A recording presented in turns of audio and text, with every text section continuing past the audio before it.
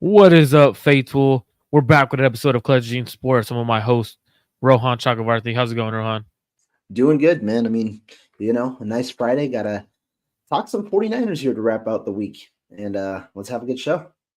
Absolutely. On today's episode, we're going to be talking a little quick briefly about the Brandon Aiyuk situation. We're going to be talking about some comments that Kyle Shanahan made regarding his philosophy change, whether the 49ers go into a different style of offense and stuff like that. But mainly towards the middle of the end of the show, we're going to really break down and take a deep dive into the Brandon Aiyuk situation with TJ. Rohan, how do you say the last name? I'm not going to butcher it. I'm not going to be that person that butchers the last name on the show. TJ Hushmanzada. Hushmanzada, there it is. So we'll break down what TJ Hushmanzada said. Matt Miyoko has said. Albert Breer also commented on the situation as well. Before we get into that, Brandon Aiyuk drama, scandal, everything that's going on.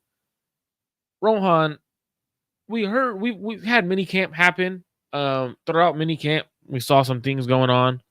One of the biggest things was essentially Kyle Shanahan was asked a question, right?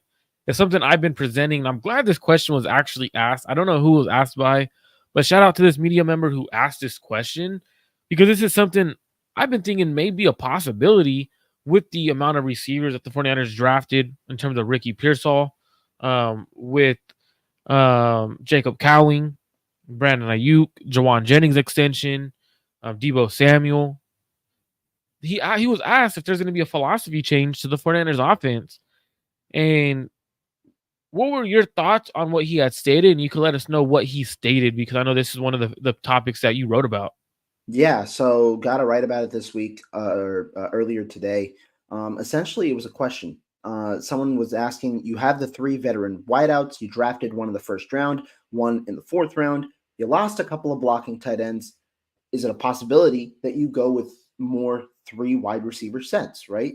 The expectation, a lot of people have talked about this offseason, is that the 49ers might be more pass happy with Brock Purdy obviously evolving, with more receiver talent and less tight end talent.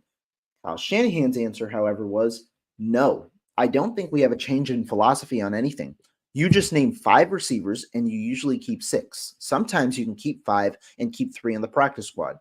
And so that's kind of how the numbers work. And we had a couple of guys who had been here for a while that we lost for free agency, and you have to replace those guys. It won't be easy with Charlie and Dwelly obviously gone, but we do have a group who have been here. That's also why we anticipated that could happen. That's why you invest in guys like Latu and Braden Willis the year before and hope that they get work so they're ready to take over the role. That was tough on Latu missing that whole year, but Braden got a lot of work because of it, and it gives him a better chance now to try and go earn that spot with the guys he's going against. Essentially, Shanahan, asked about the three receiver sets, doesn't believe that they're going to change their philosophy as much. Still could see a good amount of 12 personnel, even though there's a little bit of a decrease in talent at the tight end position, at least up until recently, and then obviously the significant increase in the depth at receiver. I thought it was interesting because what does it do in it's kind of like more of a conversation at this point rather than like I guess a top like a debate or whatever, but what does this do for Kyle Shanahan if he admits that he is going to have a philosophy change offensively, right? Like what benefits does it create for the 49ers organization, their offense, their team if he comes out right now and is like, "Oh yeah, we're definitely going to be looking at more three receiver sets. We're going to be going a little more pass heavy this season." Does it give the 49ers an advantage at any point? Like, I think this is it's a great question, but also we have to, like, Shanahan's not going to give an answer, right? Like, he never does to the media. So, like, could this be a bluff on Kyle Shanahan's end? Oh, definitely. I think it can, just because you like many of us have speculated, you'd expect them, right, to go after or go and involve more three wide receiver sets, especially because look at the way that they've invested money. Debo Samuel is earning $24 million as a cap hit this year. Brandon Aiyuk is expected to get a long-term extension. Jawan Jennings just got $15 million over 2 years. That's second contracts for all three of your top receivers. That's not something a lot of teams end up investing at the receiver position, just given how much money and how much talent there is at the position overall. And then you top that off with a first-round investment in Ricky Pearsall and a fourth-round investment in Jacob Cowling. Well, you've got 5 receivers you've made a pretty clear investment in, be it in the draft or with the contract that you've given them outside of their first contract. And so, I definitely think this could be a bluff. But the one thing that I always lean back to, especially when it comes to the 49ers, one, their run identity, and two, the value that 12 personnel brings for the 49ers just because of the positional matchups that it can provide for a team, understanding that you have so many positional mismatches on your team. George Kittle usually beats anybody when it comes to man coverage if he's lined up 1-on-1 as a flexed out tight end. Christian McCaffrey out of the backfield, if you try and put him on a linebacker, or even Deebo Samuel on a linebacker, that usually favors the 49ers. And then you don't talk about all the different things that they do with their receivers to free the receivers open. I think that 12 personnel, the reason that they also like it is just because of the mismatches it can provide in forcing teams to put their base package out with 3 linebackers. And if they don't, you obviously can retaliate with running the football more with a heavier package. Yeah, and you're definitely going to be able to do a lot more, right, with what they have, because they do essentially 11 personnel is a new 20 or I believe 21 or 21. Essentially the way you could do things with 11 personnel with a guy like Jennings and being that blocker. I don't know why I'm confused my numbers right now. Like, I've been doing a lot of numbers at work this past week, so everything numbers right now on my brain is just freaking floating. Like, it's ridiculous the amount of numbers I did this week. But for me, when you look at the 49ers offense, if you do go a little more with 11 personnel, right? The 49ers offense last year ranked 32nd in the NFL in terms of passing attempts. Now, this does become skewed in a way because the 49ers were such an explosive offense or a team in general, that majority of the time they were up in the late fourth quarter or fourth quarter in general, or they would run the ball a lot more. So that does skew your stats, right? Because there's some teams who are out there who are throwing the ball a lot more because their team is competitive in terms of they're not dominating teams. But shout out to Rich Madrid. He commented on one of my posts about the 49ers being the 32nd ranked team in passing attempts.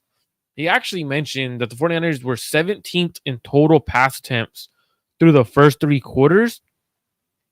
Through the first half, they were also 17th in total pass attempts. They just didn't throw the ball in the fourth quarter. So shout out to Rich for that. So when you're looking at the Niners, they were middle of the pack in terms of passing the ball within the first 3 quarters when the game was closer, right? But does this still, for me, this is still a concern, right? When you have an elite quarterback, well, I'm going to put quotations on it, right? Because I don't think Brock's elite. A lot of fans are considering him elite or calling him elite, and I don't want to be that dude who is being disrespectful to Brock. Even though I'm not going to say he's not elite or whatever, some think he's elite, which is there's a valid conversation for that. I'm not going to have that conversation today. But if he is elite as we think or some think, should the 49ers throw the ball more with how efficient Brock Purdy was as a passing quarterback? And then we'll get to Vic Newman. We do see your comments, so appreciate you. We will get to this comment right now later in the show. We do plan on talking about Aiyuk and Deebo situation later, so I will start that. We will get to that later. And then Vic Newman also says, Purdy ranked 4th in passing yards per game. That's great considering we run the ball so much. Yeah, I think that's an interesting statement, but it's also, remember, one of the biggest stats that a lot of people pointed to with Brock Purdy was he had a historic yards per attempt this year. I believe it was in like the 9 point something range, where it was like top 10 of all time or something like that. And I think this is great considering that we ran the ball so much. You are right. Purdy threw a lot, but I think that also opens up the idea of what maybe some other people are trying to provide trying to get out is, we're not throwing the ball that much, right? Like Marco said, 17th in the first 3 quarters. We're throwing the ball just below average in terms of rate in the NFL. But we're having so much success throwing the football. And we know that throwing the football opens up the run game in different avenues. And so if you were able to throw the football more, given the success that you have, sure, you might see some regression, but it should still be an elite passing attack. You're able to get more success through the air. You know that having a potent passing attack leads to more scoring because you get more explosive plays through the air compared to on the ground, just given the nature of the football game. And so the hope kind of was that with the way that you're already rolling, with more of an investment towards the receiving position, what if you just did it more? What you have the possibility Dude, to. I just What if broke you my just mic do it more? on mid show. That's Dude, funny. like Oh, yeah, that's broken. it's broken. So I'm gonna have to hold the mic the rest of the show, which Oh no, Chris sucks. Polo But style. what was that? Chris Polo style. Oh, Chris Polo does it. Oh, that's perfect. Yeah, Marco Polo. Shout out to Chris Polo. Bro, but I'm no, hella mad that this happened. Like how the bro, it's just like a newer mic too. So I don't know how it happened, but I guess I'm gonna have to hold my mic like this. Feel kind of unprofessional or damn. I feel like this is my first podcast ever. Jeez. Sorry hey, about that, you're a Rohan. newbie. Welcome to the show. No, but so I keep going, my bad. I didn't mean to cut you off, man. Yeah, I when it but snapped, I was just like, oh damn. the overall point is that you're absolutely right. It's great that the 49ers had Purdy ranked fourth in passing yards per game. I don't have it off the top of my head. I believe that's somewhere in the ballpark. And then 31 passing touchdowns. It's clear that the passing success is there. They threw at 9 point something yards per attempt, a top 10 mark of all time. The question is, even if you face some aggression, is there value in having more of a passing attack, knowing that a lot of your weapons, if not all of your top weapons, excel through the air? Christian McCaffrey is a guy who excels through the air. Kittle, Ayuk, Samuel, and now, Jawan Jennings, and now a guy like Ricky Pearsall or even Jacob Cowan could be fit into the mix. I think that there's a possibility for even more from the passing game, which in return should help set up the run game because teams then are forced to operate with lighter boxes to then defend the passing game. And so I think that there's a lot of things. You always hear defenses kind of when they point to the 49ers, given how intricate and how detailed their run scheme is, always point to we're going to try and force the quarterback to beat us. Purdy is he's getting to the rate where he is capable of beating teams. We saw that at times this year. He's still growing as a quarterback. We'll see what the ultimate ceiling is, but I think the 49ers could test that a little more. Yeah, and I think it's definitely a conversation, right? Because when you look at Brock Purdy, right, even though some may not think he's elite, some think he's elite, he's definitely a passing quarterback. Like that's for sure. Like he's efficient. He knows what he wants to go with the ball. He does a lot of things great when he throws the ball, and that shows with the limited amount of times he throws the ball. I believe he threw the ball. I looked at it a few days ago. It was 5 times, 5 games in a 17-game season where he threw the ball more than 30 times. But then when he gets to the playoffs, every game in the playoffs, he threw the ball 30 or more times. So when you're looking at the 49ers offense, when you get to the playoffs, teams are going to try to stop the run. Like they're more focused on stopping the run, stacking the box, and doing things a certain way against the 49ers offense that prevents them from allowing Christian McCaffrey to go crazy, from allowing Kyle Shanahan to get into a rhythm running the ball and then picking you apart from the play action. Because that's exactly what Kyle Shanahan wants to do with his offense is get in the play action mode. Where your linebackers are coming up because they're thinking Kyle Shanahan's running the ball with the Christian McCaffrey. And we'll get into Jordan Mason a little bit later because he may be running back 2 at this point. So a little more of a philosophy change on taking away a player from Kyle's offense a little bit more. So we'll get into that. But the amount of times that Brock's not allowed to throw the ball, but then come playoffs times, you're asking him, hey, Brock, throw the ball 30 plus times. Well, if Brock's not used to doing that and the 49ers are doing this in a way where essentially you're putting the ball at risk more, I would say, and not necessarily in a bad way, right? Because essentially you're now asking Brock Purdy to drop back without the play action. You're asking him to do things that he hasn't had many reps at doing, which I don't think is a bad thing. I think Brock could do it, a straight 3-step drop back or 5-step drop out of the shotgun and ask him to get rid of the ball. But when you have limited reps, you're not going to be as great as you do when you have the play action, if that makes sense. So for me, I think it's not only is it good for the 49ers to throw the ball a little bit more, it's going to benefit you when it comes playoff time and everything goes the way that the defense wants. For example, against the Kansas City Chiefs, they were trying to take away the run. That was their sole purpose to do, is take away the run again in the Super Bowl. The Niners couldn't go play action. They had to go drop back mode. And you're not so used to doing it that at times Brock missed a couple of throws. And I don't blame it on Brock. I blame this on Kyle. This is your fault for not giving him the opportunity. What's crazy is, as Vic Newman says, 31 touchdowns. So 31 touchdowns is limited reps in terms of pass attempts. If we look at the pass attempts, the 49ers are 32nd overall in the NFL per pass attempts. What Vic is trying to say, and I think this is possibly what Vic is trying to say, is the Niners are just damn efficient at throwing the damn ball. It's just because you have 31 touchdown passes doesn't mean that you have all these reps. He's so efficient throwing the ball, and you can look at the numbers. The numbers show efficiency. So when you look at this, you definitely have to look at the amount of times they throw the ball. Now, 49ers Throwback has a great point. And shout out to Throwback for being in the chat. Kyle still doesn't address the offensive line. Is this the reason we don't see the amount of times we throw the amount of pass attempts you would like to see from 49ers offense, Rohan? Is it the offensive line the issue? Because the offensive line got them to the Super Bowl. So is that really the issue? You see, this is an interesting one for sure, because I know a lot of fans don't necessarily like the way the 49ers build their team, specifically at offensive line. The Niners have shown now a couple of times that they've been able to carry an average level offensive line to the Super Bowl, right? You talk about or far, right? You go back to 2019.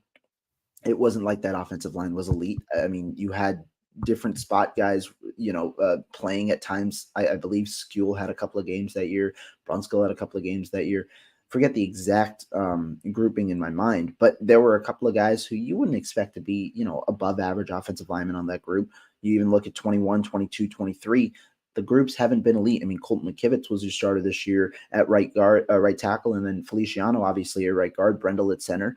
It was probably an average group this year. Yet the 49ers continue to go far. I don't think the offensive line was the reason you lost the Super Bowl either. I think that there were obviously a variety of factors in such a close game. I think the 49ers are just committed to understanding they'd prefer to use their resources elsewhere.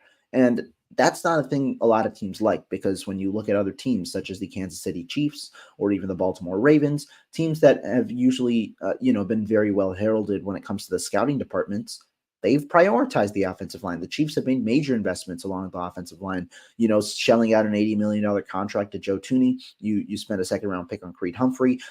You obviously drafted well with Trey Smith. You now, just this year, spent a second-round pick on Kingsley Sewell-Mattia. They've spent a lot of capital on that offensive line. And so it's a different it's a different philosophy over there. And so I don't think I can truly say the offensive line is the issue, just because of the way the Niners have been able to have success with their group, and the reason that other factors have also been the reasons that they've lost the Super Bowl. We still don't talk about, the turnovers in the Super Bowl or whatever factors it might be. So I can't really blame the offensive line. Am I going to think this way? Is this the best way to build a team? I don't think so. I think that there are other better ways to build the team, but I can't fault the 49ers for doing it, given the fact that they've found a way to consistently have success despite fielding average level offensive lines, even with Trent Williams, Trent Williams in the fold there as the best left tackle in football. Yeah, so it's definitely, I think the offensive line is something. Obviously they didn't fix the offensive line. When you look at things, it could be kind of Kyle Shanahan's method of saying, I'm not going to philosophy change. I'm not changing the way I call my offense. I know I don't have a good offensive line, and I know we could run the ball efficiently with Christian McCaffrey. So essentially, you don't have to throw the ball as often, right? Like, you kind of get away with the offensive line not being as great or not being an elite offensive line, which is still a concern, in my opinion. Because when you do get to the playoffs and you do have teams who stop the run and are forcing you to pass the ball, your offensive line has to do different things that it's not comfortable doing. So we also have Vic saying, but why change it? We also had the league leading rusher. We also need a right tackle. That's true. I think you also had the leading rusher, but also your leading rusher was also banged up come playoff time. And that's something we'll talk about next. Let me get through some of these comments and stuff like that. Shout out to Brother Bob. Saw you in the house, man, going downstairs to grab some lunch. Man, he's lying. He's gonna grab a steak and lobster for lunch, man. I appreciate you, Brother Bob. Thank you. Oh, you're gonna be nice to him? Yeah, no, that's my guy. You're gonna take the nice route? No, we don't. We're not nice to Brother Bob on this show, right? No, shout out to Brother Bob, man. Really good guy. Special teams last Super Bowl with the muff punt, in my opinion. Yeah, we could argue that as well. Yeah, it tells you about Kyle's ego, the offensive line situation. Coaches, the league notice why we drafted Cowing and Pearsall when you have Kittle, Debo, CMC, and Aiyuk. So Mr. Newman mentions we had the leading rusher, which is part of Kyle Shanahan's philosophy, right? Running the ball, becoming a dominant offense that essentially goes play action. Is it wise? Now, you extended Christian McCaffrey, right? Yeah. Great player, offensive player of the year. Probably should have won MVP, in my opinion. That's just my opinion. I thought he was MVP last year. So when we look at Christian McCaffrey, you want him to be his best come playoff time, right? Correct. He was banged up late in the season. Rib injury. We saw his wife post bruises all over his body. Now, is it time to allow a running back like Jordan Mason? And this was something that Shanahan was asked as well. So it's part of the philosophy that we're hoping that gets changed and not allowing one player to solely get all the run, right, as a running back. Do you expect Jordan Mason to carry some of the load so Christian McCaffrey doesn't get all the touches and he doesn't have, what did he have last year, like 1,700 rushing yards or some ridiculous number and some crazy stat at receiving where I believe he had 2K total purpose yards rushing and receiving. So do you expect Kyle to kind of take away some of those touches from Christian McCaffrey? Does that lead to more passing? Does that lead to Jordan Mason running the ball a little bit more? What is going to happen with Christian McCaffrey's workload to keep him healthy going into the playoffs and for a Super Bowl run? Yeah, I do like that you pointed out. McCaffrey was banged up at times last year. You had the oblique issue and things like that. I do think that Kyle Shanahan did say one thing that I don't think a lot of people do, kind of factor in, which is that McCaffrey doesn't like to take himself out. I remember there was that one part late in the season when McCaffrey had like a 70-yard run, and then they let Jordan Mason punch it in for 5 yards. And McCaffrey, initially when he got off the field, he was frustrated that he was taken off, even though it was just, in the red zone for one play because he wanted to finish the drive. McCaffrey does not like to take time off, and he has the injury-prone kind of label to him because he missed a few years in Carolina. I think Carolina is the place where he was just not used as great. I think the 49ers are trying to find ways to mitigate the workload, and I don't know. I go back and forth on this because to me, the question, the thing is, on a given week, you want your best players out there, and McCaffrey is so valuable on third down. He's just so valuable as a third down option. And so really the time that you could have, McCaffrey off the field is first and second down, potentially, just given the value that he provides as a receiving threat on third down or as a check down option on third down to get more yards after the catch or, just him beating guys one-on-one. And so to me, then I think about it. The Niners, what do they like to do? Well, they pass on first down a good amount. Do you usually want McCaffrey out there on first down if you're passing, a good amount, just because of the threat that he provides for the run game that allows mismatches to open up, or him as well in the receiving game? And so when I just go through the possibilities, it's tough for me to envision McCaffrey just being off the field. Then again, though, he's a 28-year-old running back. This is a position where we've definitely seen wear and tear affect the body. And now you just extended him on a contract that you want to keep him healthy at least for the next 2 seasons. It seems like this could be just like a 2-year contract, getting McCaffrey some more money and the team some more flexibility. You want to keep him healthy for the next 2 seasons. And like Alberto says here, fully healthy for the playoffs is the key goal. The Niners obviously favorites to return to the playoffs. And so there's a good balancing act here that the Niners are going to have to do. I expect now, as McCaffrey gets a little older, you do have some more carries going elsewhere. I think the Niners had a plan here. Don't know exactly what happens with Elijah Mitchell. If he's the guy, he's the guy. But I expect Mitchell to take a little bit of the workload if he ends up being if he ends up being on the team. And then, in the future, you drafted Isaac Guerendo for a reason. You're going to have some guys to try and take the workload off. I think the running back room now is stacked with depth to where if you have an injury to Mitchell, you're not necessarily worrying as much about the depth. And Do you think? you I know also you. do. Yeah, go ahead. Do you think Mitchell's? And this is a question because I know you're talking about Mitchell. Do you think he's running back 2 right now? I do. Yeah, I think if Mitchell is on the roster, he's running back 2. I do think though the addition of Guerendo makes Mitchell expendable. The reason though that I think Mitchell is running back 2 is just because of two things. One, I think that the team really likes the comfortability he provides in not coughing up the football. Mitchell just doesn't cough up the football. The team seems to value that. And two, I think he also, can provide you a little bit of the receiving threat as well. But more importantly, I think it's just when you're running the football with Mitchell, he gets a lot of yards after contact and he doesn't cough up the football. I would agree to a certain extent, right? Because Mitchell is a very valuable piece of the Niners. He's a good running back. But was it not reported that JP is getting most of the reps with the ones as Christian McCaffrey was out, right? I believe that was reported by I don't know. I'm not too like 100% positive on the report, but I'm pretty sure that was reported. So if he is getting the reps at running back 1, my conversation with Jesse Naylor last night on Last Second Sports was, is this Kyle Shanahan's method of, hey, Jordan, you're not that great in pass protection, right? There's times you go the wrong way on rundowns, certain things that he's done wrong, right? The big play that comes to mind is Brock Purdy and Jordan Mason going the wrong way, Brock Purdy making a play. So is this a way where Kyle's like, you know what? Get all the reps with the ones. I don't want to see you with Brock Purdy right now.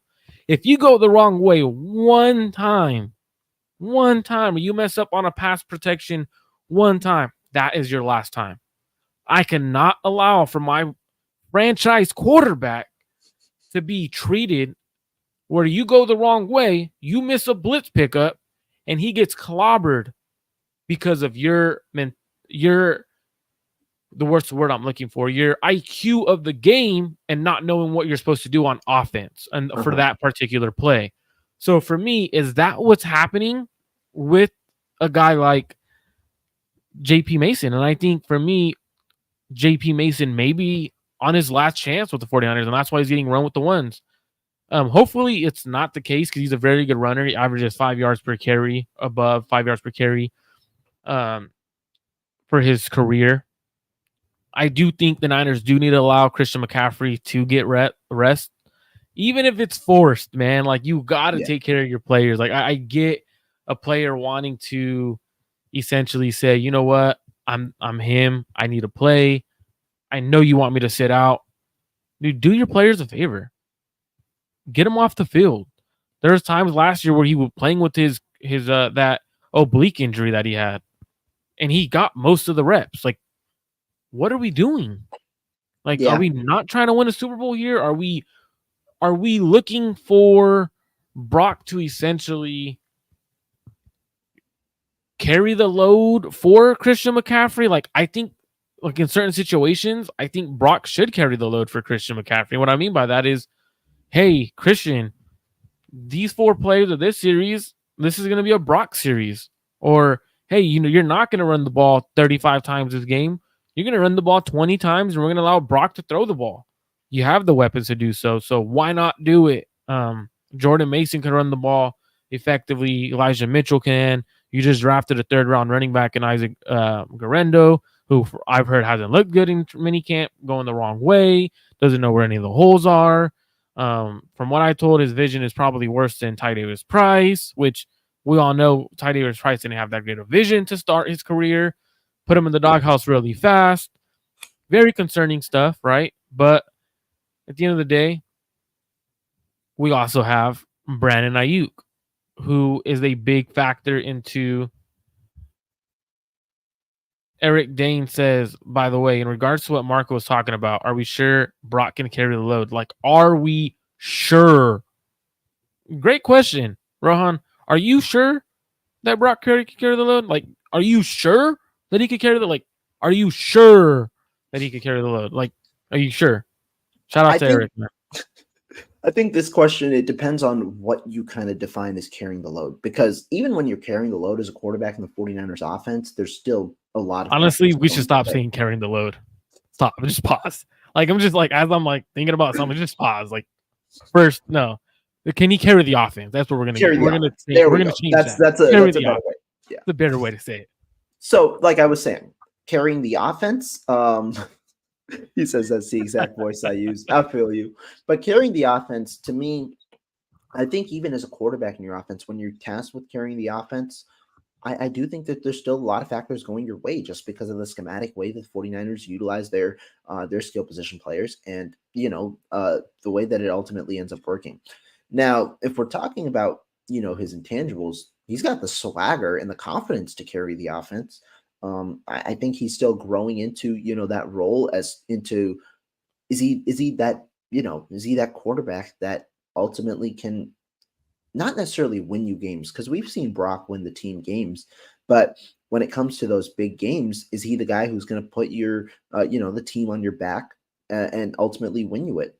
To me, I don't know if he's even had enough opportunities to ultimately do that just because the Niners have been up in a lot of his games and it really doesn't, the cards don't necessarily fold that way, or go that way when Brock is the quarterback. To me, I think that's going to be a to be determined. But I do think that when you talk about his intangibles, he's got the capability to do it with his swagger and confidence. It's just I think this will come with more opportunities and reps in this regard. And I think this also goes back to our first conversation. You're not going to know if your quarterback is able to carry the load if you don't throw the football more. The Niners, in the first 3 quarters only carried through the football like Marco said, they're average. They threw it. What was it? 17. 17th in the NFL in attempts over the first 3 quarters per game. And so I think you're not going to know the answer unless you throw the football more. And so that's a part of the equation for sure. And definitely, if you're going to be paying a quarterback 50 plus million, right? Like that's, I know a lot of people are like, oh, Brock Purdy's going to take a discount. Dude, Brock Purdy ain't taking no discount. Let's be real. Like, Rohan, let me ask you a question. All right. So you're at work, right? You do all this covering, you do all this reporting, right? But your boss, your manager, your supervisor, whatever the case is like, hey, Rohan, we got a really talented team, man. I know you're due for a big, big, big raise. Like, I'm talking, you're hitting like 6 figures, like big time raise, like $800,000, XYZ, whatever, right? Will you take a discount for us, Rohan, and get paid only 100,000 instead of the 800,000? And this just goes for everyone. You could put this, and not just saying just Rohan, like you could put this in your own personal life. Like if you know you're worth a certain number, and someone tells you, oh yeah, you're gonna take a discount, what person is gonna say no to like no, right? Rohan, would you take a discount just to keep someone on your staff? No. Hell no. Like you're not. Like you truthfully, like nobody would. I don't get why people are like, oh, Purdy's gonna take a discount, man. He's a man of God. He loves his team. I'm a man of God too. Guess what? I also love money. Like I think a lot of people get caught up with Purdy as a person. Purdy's a great person. I mean, we've definitely seen that. what are you trying to say? I'm a bad person? I mean, that's up to Essentially. you. But Purdy's a great person. But I don't think that's going to stop the team. A lot of people view McCaffrey the same way. McCaffrey, he's an upstanding guy People thought who's done a lot. people thought McCaffrey was going to take a discount. Yeah. No. He wants his guaranteed money. He's going to get what he deserves. And the team rightfully thought that way. Now, realistically, who would even give him an offer? I don't think. I think with what we've seen with quarterbacks hitting the open market, there is going to be teams definitely getting. They're going to pay a lot. Kirk Cousins coming off an ACL tear or Achilles tear at 35 years old just got $45 million a year with $100 million guaranteed. Brock Purdy is going to get paid. Remember, we don't know the quarterback situation come 2020, whatever, what 25 or 26. We don't know how the free agent market is going to going to turn out. I think that would be the worst option for the Niners. You don't let him hit the open market. If you truly don't believe you're going to pay him, you have to trade him. You're not going to let Brock Purdy walk for nothing. And I think a lot of teams are also going to learn from their mistake from the Lamar Jackson situation, where they could have had an MVP caliber quarterback, for a minimal cost. I don't fault them necessarily, because I thought the Ravens were going to match whatever. But I think a lot of teams, understand that situation. And when you have a quarterback that can take you to the playoffs, trust me, a lot of teams take that very, very well, because the playoffs helps you secure your job. Do you think the Niners could do what essentially the Ravens did, even though that Brock is on his fourth year? He'd be on his fourth-year deal on a very cheap contract, which would piss him off, and he probably doesn't show up anyways. Like, that would probably get like a little interesting, right? But do you think the Niners could do that? Like, hey, we're going to give you that same exact tag that they did. Have other teams do the work for us, so we know what your value is, and then just pay you. No, the reason being, I think other teams would learn, and they'd screw the Niners over by giving Brock a contract situation that's favorable to him, and that the Niners just can't contractually match, because the Niners are going to backload the hell out of that deal. We know that they're going to do that to preserve their championship window and take the hit in the later years of the deal. Other teams don't have to do that. You can guarantee more money up front and get creative with the way that you make that contract. There's different ways to be creative, and the Niners might not just be able to afford it. I don't think they can take that chance. I agree with you. I think they end up paying Purdy 50 plus million. But a great way to know if he's worth 50 million is throwing the ball out more this year, right? Like, Right. is he that franchise dude who, once you do lose all these receivers, can he throw the ball 35 times a game, 40 times a game? Like, can he do that? Now, we think he can, but we don't know with pure facts, because the times that he does throw the ball more than 30 times, it's usually not great, right? It's not like super efficient. It's not super Brock Purdy-esque. So that's definitely something. Now, Brandon Aiyuk, Deebo Samuel are part of the philosophy change. And when we look at Brandon Aiyuk's situation, we had Matt Miyoko come out and say, and this was interesting, very interesting stuff, right? Yesterday, Matt Miyoko essentially on KMB, was it KMBR or 95.7 The Game? Or are they the same? I don't remember, but it was one of the radio shows. Yeah, one of the Bay Area radio shows. He talks about the 49ers can't pay every player, that they need to save money for Brock Purdy, and this may be a different outcome than the Nick Bosa situation, the Deebo Samuel, Fred Warner, George Kittle situations, where the Niners don't have money for Brandon Aiyuk. This is what he's essentially saying, right? The Niners have $31 million in cap space, but it's not for Brandon Aiyuk. They're planning on having them a lot of money for the next offseason for a guy like Brock Purdy, for some of the other players. They need to be able to spend their money wisely, essentially.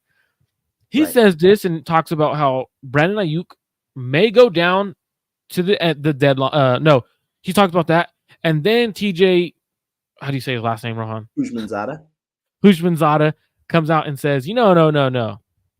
I'm speaking for Brock Purdy's camp. And me and Brock Purdy talked, and Brandon Aiyuk talked, and Brandon Aiyuk said he thought he was going to sign about a month ago. He was excited. He thought he was going to get a contract signed, and next thing you know, nothing's there. And it's becoming, instead of not optimistic, pessimistic, right, Rohan? That's the word he used. And he talks about if you give him an Amon-Ra St. Brown contract, he would sign it now. Me and Jesse talked about that contract yesterday, real briefly. Rohan, what are your thoughts on Amon-Ra St. Brown's contract? I know you're really good with contracts and numbers like that. What were your thoughts when you heard TJ? And then Albert Breer later came out with an article that same day. So we'll get to the Albert Breer article a little bit later, because that's a little bit more Deebo avenue. So we'll talk about Brandon Aiyuk, and then we'll get into the Deebo explanation as well.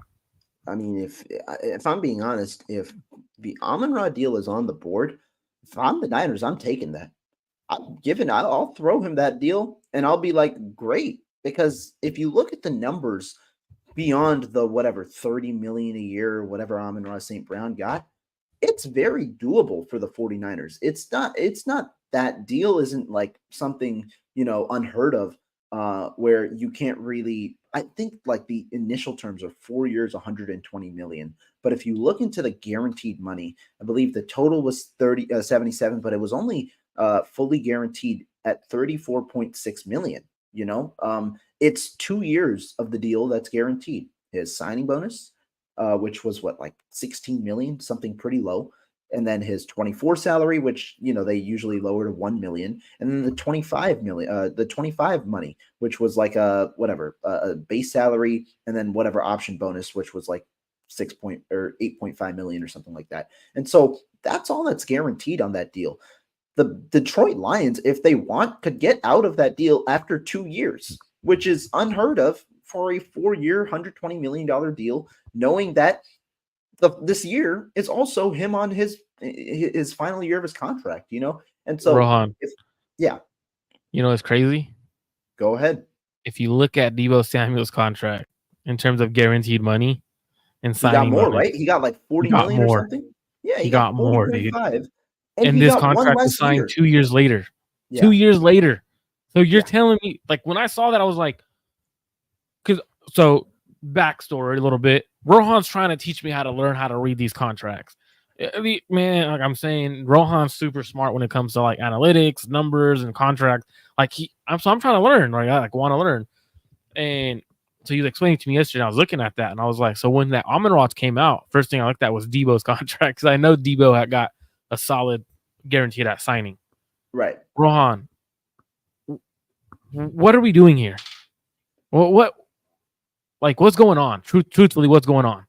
Truthfully, I don't believe what Brandon Aiyuk's camp is saying. If I'm being honest, I don't think that they would take those guarantees. Okay, and why?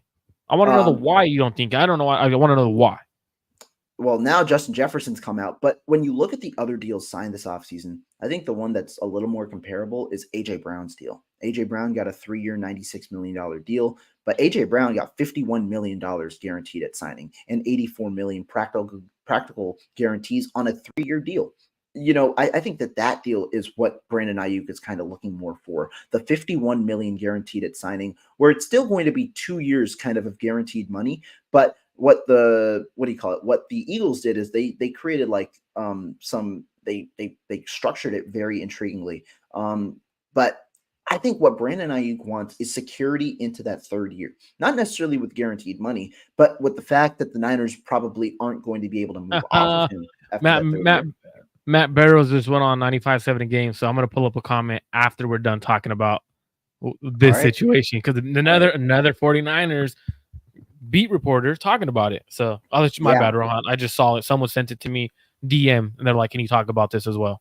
Right, but if you're just looking at contracts from this offseason, A.J. Brown, Calvin Ridley, both of those guys got above $45 million guaranteed at signing on 3- and 4-year deals. I think that's what Brandon Aiyuk wants. He doesn't want the Amon-Ra St. Brown $34.66 million. For example, I mean, this isn't necessarily the greatest context. Marvin Harrison's contract has more fully guaranteed money than Amon-Ra St. Brown's contract. Marvin Harrison has a 4-year, $35 million deal, $35 million fully guaranteed. Amon-Ra's has $34 million. I think that deal was pretty team friendly, if I'm being honest, and a deal that I would definitely do if I was the 49ers. I don't think Brandon Aiyuk takes that deal. I think he wants one with more guaranteed money. And I think that the issue now with Justin Jefferson's contract out there is he's going to want one with more guaranteed money, not the Jefferson level, but more guaranteed money and more APY. And so that's where you're kind of pushing the 49ers buttons a little bit more. But the thing is, though, is he really going for the guaranteed money, or is he going for the APY? Because like you don't necessarily, because like there's two things NFL teams do, right? You either have lower guaranteed money and a higher APY, or vice versa, right? So if you look at some of the contracts that signed this offseason, some of the guaranteed money are from guys that have lowered APY. Like seeing Amon-Ra, the odd man is Justin Jefferson. He got both, man, but he rightfully deserved it, right? Right. So when you do look at him, I think two things. TJ, when his comments about give him an Amon-Ra contract, what I think he was doing, right? And anyone that is on Twitter, before I even get to this comment that I make, anyone that is on Twitter watching our show today, do me a favor. Go to Clutch Gene Sports on YouTube, hit that subscribe button. Also go to Rohan Chakravarthi's personal channel and hit that subscribe button. So if you're on YouTube, make sure you're subscribed so you don't miss a show. Really appreciate it if you guys will hit that subscribe button. There's a lot of you guys over there on the Twitter platform or X platform. Come over to YouTube, hit a comment, hit the subscribe button, and drop a comment what you guys think of today's show. But when I look at what TJ said, there's something about it, right? Matt Miyoko came out and said, and he was like, oh, well, I mean, they're willing to play hardball. They're willing to let him play on that 5th-year deal and then figure it out later down the road, right? He's kind of giving a team perspective, right? He's giving like, hey, Brandon, play hardball with them. Keep playing hardball with them. And guess what? You won't be on this team. Kind of sounds like the 49ers perspective, right? Like if someone's in his ear, I'm not going to say names, but if John Lynch is in his ear and saying, hey, Matt, when you write an article soon, or if you go on the radio, can you talk about we're not willing to pay him? Like we truthfully will move off of him. We just drafted Ricky Pearsall to replace him. We have Deebo Samuel. We don't need Brandon Aiyuk, right? So then 4 hours later, TJ comes onto the same exact radio station and says, hold up, my guy is willing to take a pretty good deal. Right? Changing the perspective of fans, right? No, they don't even want to offer him a fair deal. Right? 49er fan base when Matt Miyoko spoke was like, yeah. You know, F you, BA. You don't want to negotiate, right? It's like, no. He wants to negotiate on good terms. Right. So it changed the perspective, right? So for me, I appreciate TJ coming out and saying that because it does allow the 49er fan base to see what the contract negotiations is really looking like. If he's not even getting Amon-Ra money, $34 million guaranteed at signing, a $16.5 million bonus, that's what's more important than the APY. Right. Are we really negotiating on good terms as a 49er fan base or a 49er organization, as I should say? Definitely interesting. Matt Barrows came on 95.7 the game. And let me pull that one up. Someone sent it to me. 95.7 the game. Very interesting stuff because honestly, Rohan, I think Brandon Aiyuk's worth the money. So I do too. Yeah. And the thing is, we're in a bit of a limbo, right? Because the 49ers are in a situation where they have all the leverage, but they're also in a market where you could play two cards. You have the leverage card, or you play the card where you understand you're trying to get this deal done before even more. If that CeeDee Lamb contract comes off the board, I think the Niners then are even in even worse shape than they kind of are right now. So what Matt Barrows said is, he says, this is a quote from 95.7 the game. He says, I wouldn't say contentious, but it's been difficult negotiations with Brandon Aiyuk. It is interesting, though, that the 49ers used the first-round pick on a receiver. He's played well in spring. That only strengthened the 49ers' stance. The fines will begin to pile up.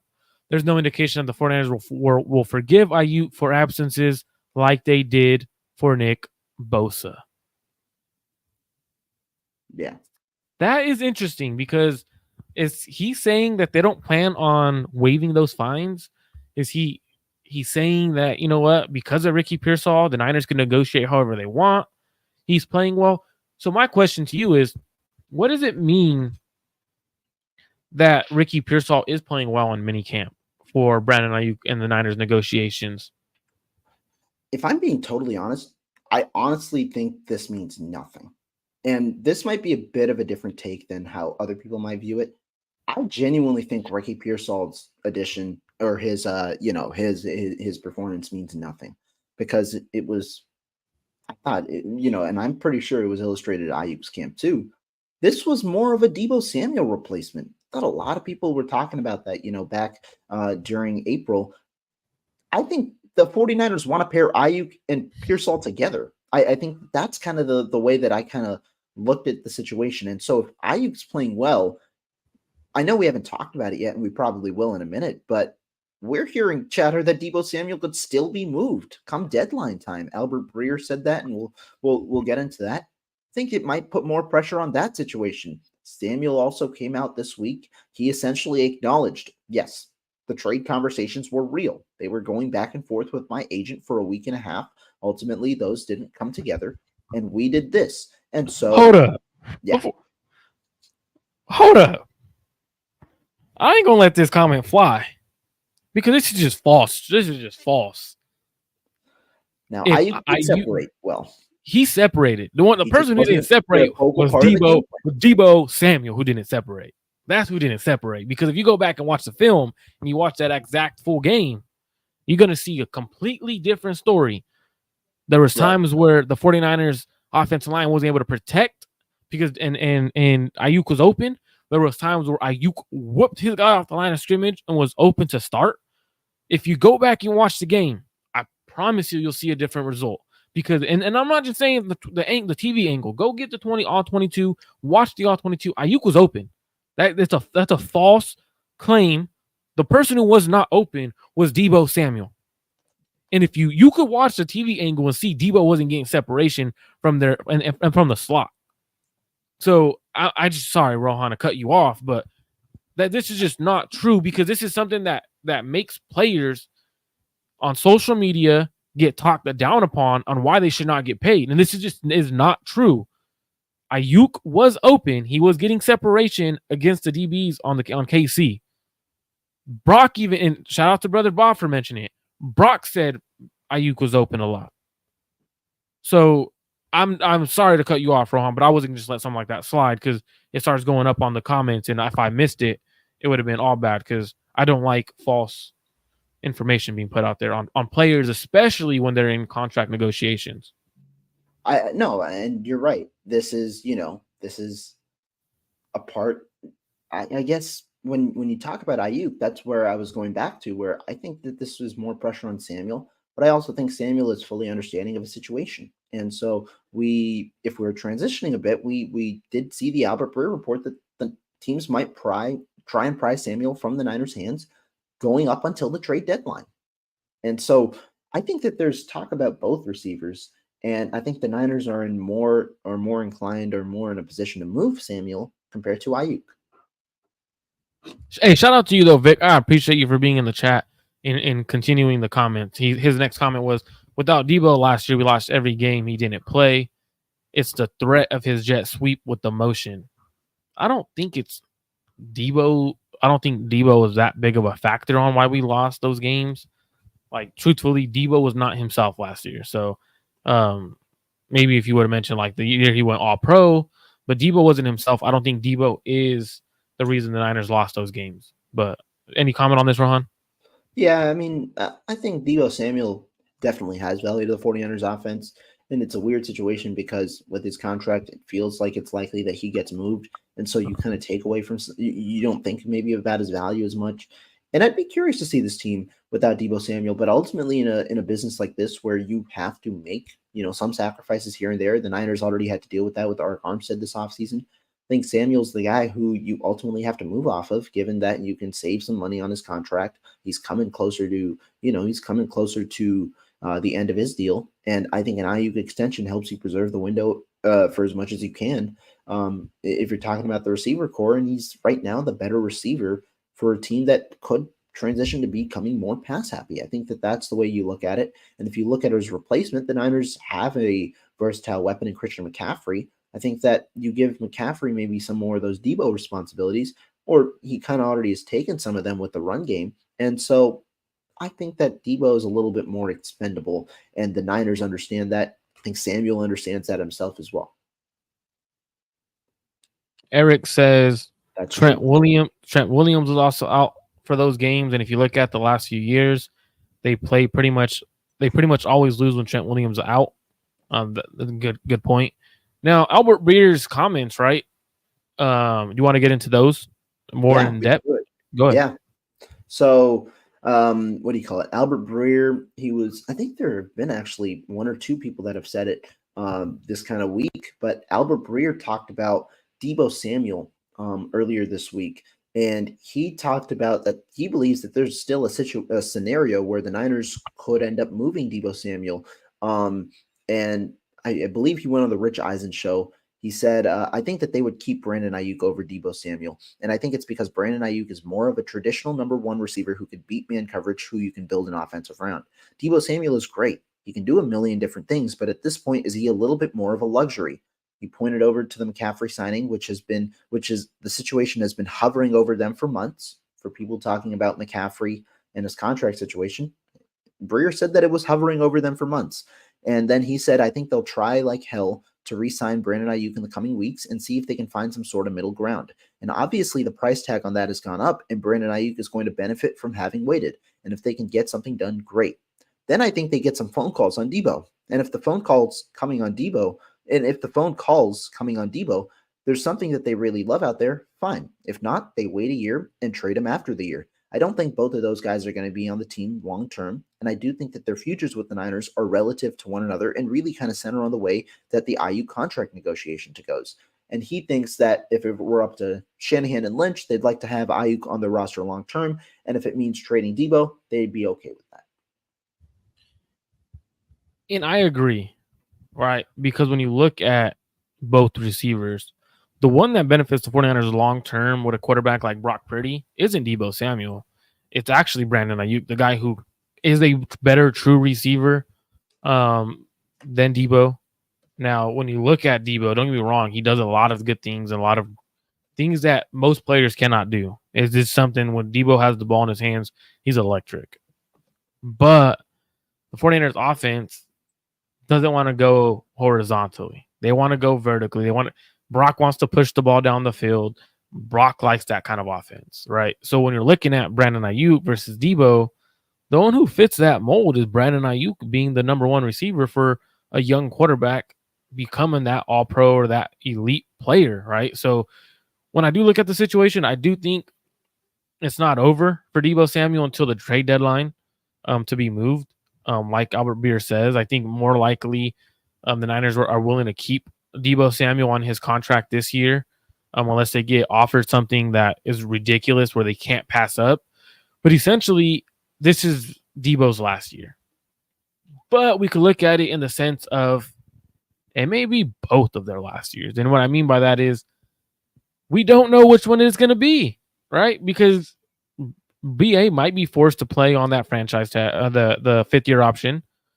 The Niners could then franchise tag him to keep him on the roster, but they could also trade away Deebo next offseason. So, like, realistically, even though Deebo's safe after the deadline, he's not safe on the Niners roster for the 2025 season. Like, that year, he is not safe. So, looking at everything, it's definitely one of those ones that we're excited about. Because it's a good thing to have two great receivers and having to pay everyone and discuss who would you rather pay. There's teams out there that are saying, I wish I had a Brandon Aiyuk or a Deebo Samuel. The Niners have two of them. They have two elite receivers, or one elite receiver, one elite playmaker, whatever you want to call them. So the Niners are in a good situation to have, in my opinion. Yeah, I agree.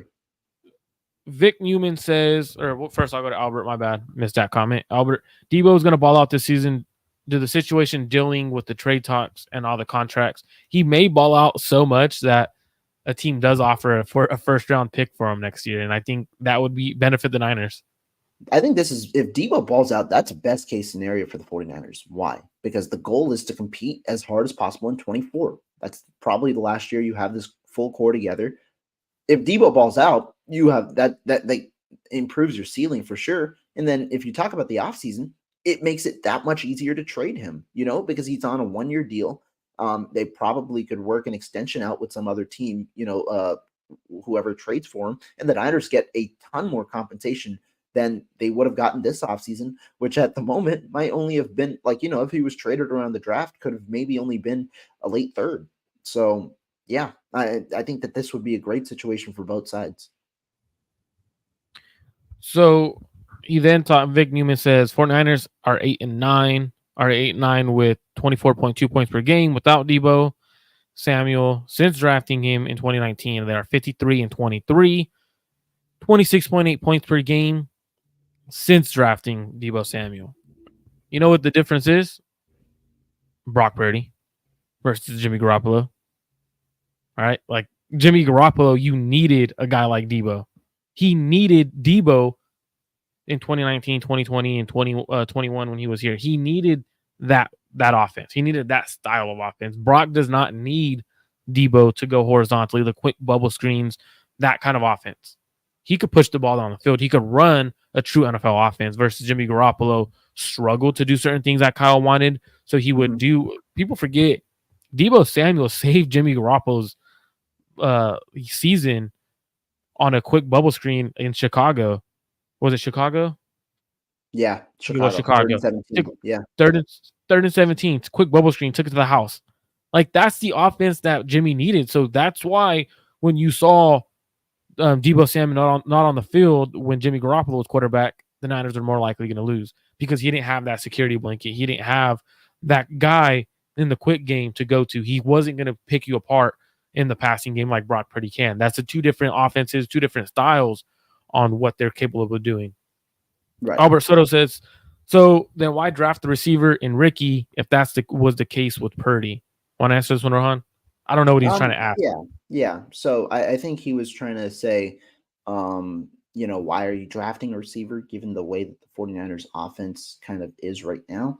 And this is what Kyle Shanahan said even about the tight end position a little bit. And I don't know if that's ultimately going to work. He said, and they've done this at a lot of other positions. They anticipate players leaving the following year. And so they try and fill that hole the year before so that they're up to speed and developed by the time that they are trusted upon to be true, meaningful contributors. That's the same situation here. We're just talking about how the Niners likely move on from Debo Samuel after this year. Not only are we saying it, and we've kind of been saying it since February, but the insiders also are saying it, guys like Albert Breer, even guys like Mayoko and things like that, this core might not be together. Ricky Pearsall was drafted to be that replacement. And so you might now have, a core where you have two man beaters with Pearsall and Aiyuk on the outside. And so I think that was the thought process behind drafting Ricky Pearsall in the first round. Sure, you can make the argument you could have maybe had a more meaningful contributor in year one if you go with another position. The Niners clearly didn't feel that comfortable with a lot of other positions, specifically at right tackle or tackle in general at 31. And so they went with receiver. And that's kind of their thought process through it. I definitely think going receiver was more of a Brock Purdy-esque kind of thing, right? Like, hey, we're gonna throw the ball more, possibly. Like that's how I see it. So that's kind of why I think they went receiver. Mitchell Ness, shout out to Mitchell Ness, says the factor with Debo that is the most important, which shouldn't be important at all, is Debo and Kyle are BFFs. They're best friends for life. They're for lifers, as some kids would say. It sucks, but you have to look at this team through Kyle's glasses. I mean, Kyle's also been trying to trade him since the combine. So it's the relationship with Brandon Aiyuk is also there as well. Yeah, so like you gotta I don't know, like if you're trying to trade someone since the combine, is it really are you really gonna let that relationship get in the way? I don't think he would. I don't think the Niners would. But definitely interesting conversation regarding Debo. Rohan, what he said, Mitchell says honest and sound technical analysis with the team goes out the window when it comes to Kyle. Do you think this is true? Honest and sound technical analysis with Kyle goes out the window in terms of how he views things because he takes things from a perspective or an approach of a friend first mentality? I don't think so. And I think that Kyle Shanahan is probably starting to realize that as well. He just cut Ark Armstead. He didn't need to this offseason. They took a dead cap hit and they did it as, post June 1st. They didn't really create any cap space from it. And with the way you look at it, they were very clearly thinking about trading Debo Samuel at points this offseason. Samuel himself acknowledged it, that there were conversations to be had. Obviously, the capital wasn't what they expected. I mean, we've had certain conversations like this before. I think that it's interesting because Shanahan definitely has, a relationship with several of these players. I don't think that relationship though is a bad thing. I can't view it that way just because I think it also it stresses the urgency, with some of these situations because we're talking like this, but more or less, a lot of fans want these players re-signed. Trent Williams was about to become a Chief a couple of off seasons ago when Kyle Shanahan was the one who kind of pushed at the end to get that deal done. The Niners got that deal done. A couple of other deals, where the Niners, where Kyle Shanahan at the end said, we got to get this deal done. We need this player on the team. And they end up, they're remaining valuable players on the team. So I don't think that necessarily is the case. Again, Shanahan has a certain way he likes to run his team. That is very true. And I think that, people might harp on that a little more just because might not be the traditional way or might not be how other teams run it or might not be how you run it. But I think he's kind of followed his kind of structure to a degree. Yeah, it's a very interesting thing because I don't think Kyle will let his emotions get in the way of building the roster. I do think Kyle, when it comes to drafting, Eric, my man, no words for you in this situation. Like, truthfully, be better. No, I'm just messing with you. That's crazy. That's a crazy comment. If you really are. So what did you trade back for Trey Lance just to get Pearsall? My question is, what does he give up? What did he give up? Like that's insane. He traded Brock Purdy for Trey Lance just to get Pearsall the ball. Would the Cowboys do that though? Like what? Like straight up? Yeah, I don't think they would. They definitely would because that would just. No, it wouldn't help them. Yeah, of course they would because Dak is gone then. Dak is gone then. He has like a 50. Dude, Dak has so much leverage over them. Yeah, but he's gone. Just eat the money this year, and you got a $1 million Purdy next year. You eat the 50 mil. I mean, it's not like anything. I mean, I get what you're saying because next year's cap's not even gonna matter anyways. I get what you're saying. Yeah. So essentially, you're just paying Brock the cap number as Brock's like 54 million. So it doesn't really affect. Okay. Yeah. See, again, I'm not good with numbers. Rohan, you're right. They would immediately. You're right. My bad. I was thinking like, oh, they're gonna have to pay Brock. Brock's gonna get paid 50 million. They're gonna pay Dak 50 million to not be on the roster. That's 100 million. There's no way. Like, right? But I forgot the way contracts work. He would get signed to an extension. His cap number probably goes up to 5, maybe 10 million. Yeah. They're paying Brock 60 million as a quarterback, but that's nothing for a quarterback. He said, "Okay, you guys can laugh, but my team has a ring and Kyle Shanahan's team doesn't." All right. I like your Madden fantasy. By the way, Christian McCaffrey is the Madden player cover. That's what's going on. Rohan looks very disgusted. From what I had heard, yeah, and then a lot of people were posting it. I had literally text like this. I'll send you a screenshot of it. So McCaffrey sent David. I would not be mad at that. At 11 a.m. I texted him. I was like, "Rumor is CMC's on the cover of Madden," and Jesse was like, "Sweet." But yeah, so for at least that's what I had heard. But everyone's reporting it or showing it on the thing, which is if you believe in the Madden curse, you probably hate it. If you don't believe in the Madden curse, you love it. I don't believe in the curse. Do you believe in the curse? The Madden curse, no. I don't believe in it either. Knock on wood. Man, thank everyone for watching, guys. I think that's it for today's show. There's a ton of you guys on Twitter, X, whatever you guys want to call it now, the land of social media that's ran by a lot of 49er content creators, I guess. I don't know. Honestly, Twitter's gotten crazy, dude. Like, do you use Twitter on a regular, Rohan? No, I do it for my other job, not for the Niners. So I've kind of cut back a lot on the Twitter stuff just for the Niners. I mean, it's the dead period. Really, during the season, I use Twitter mainly on game days. Well, you're a better person than I am because Twitter has gotten pretty intense lately. Like, it's weird because like I see like I'm on 49ers Twitter. I thought I was on 49ers Twitter. I guess I'm not no more because like I'm getting a lot of other fan bases unless I'm in like NFL Twitter now, which is pretty cool. Like I'd rather be Yeah, on NFL Twitter because you get to see everything. Like I'm in seeing like a bunch of organizations or fans of teams commenting about the Niners. And it's weird because I don't mind if 49er fans critique the Niners, right? Like right. Rohan could talk about Brock Purdy and talk about how he's not great. Rohan didn't say this. I'm just hypothetical. But then as soon as a Seahawks fan talks about Brock Purdy and saying Brock Purdy's not great, and I'm reading this comment, I'm like, hold up. Like your quarterback is Geno Smith, and like that's where I draw the line, right? Like it's Right. very intense. So like sometimes it's good. But then I see other people commenting like, "Oh, Tua's a like."